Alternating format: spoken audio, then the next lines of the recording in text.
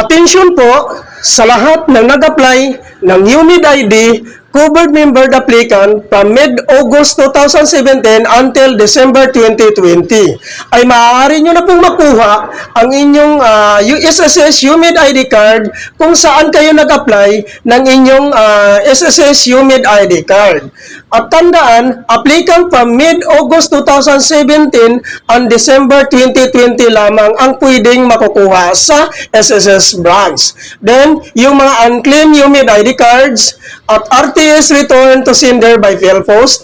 At kailangan guys maklaim ito hanggang December 29, 2023. At meron tayong dalawang paraan kung paano natin ma-check kung nandyan na ba talaga ang ID natin. So, ang gagawin nyo lang, i-open nyo lang ang inyong SSS application.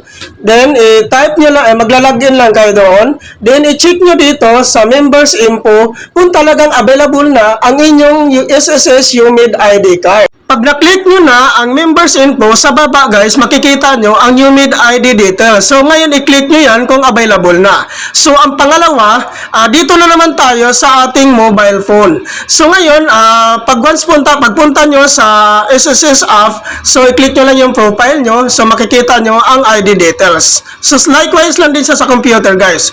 So, tandaan na kapag hindi nyo mapipick up ang inyong SSS UMID ID card on or before December 29, 2023 ay ito ay didispose na ng SSS sa pamamagitan ng pag-shredding at so ibig sabihin guys, sisirain na ng SSS yung hindi nakiklaim na SSS UMID ID card para sa data privacy. So, pag once na pupunta kayo guys sa SSS branch, so meron pa rin silang SSS coding system. So, unang-una, 1 and 2, so makukuha yan Lunes. Then, 3 and 4, makukuha nyo is Martes. 5 and 6, makukuha nyo Miyerkules. Then 7 and 8, makukuha nyo Huwebes. Then 9 and 0, makukuha nyo Biyernes. Thank you for watching.